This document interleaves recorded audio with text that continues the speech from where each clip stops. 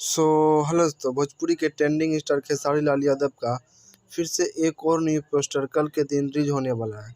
जी हाँ दोस्तों, आप लोग सही सुन रहे हैं।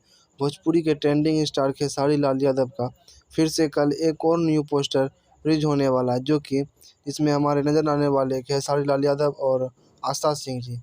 जी हाँ दोस्तों, आप लोग सही सुन रहे हैं। खेसारी लाल यादव और आस्था सिंह जी इस वीडियो सॉन्ग में नज़र आने वाले हैं। और ये कल पोस्टर 1 या 2 बजे के बीच में, लगभग 1 या 2 बजे के बीच में आ जाएगा।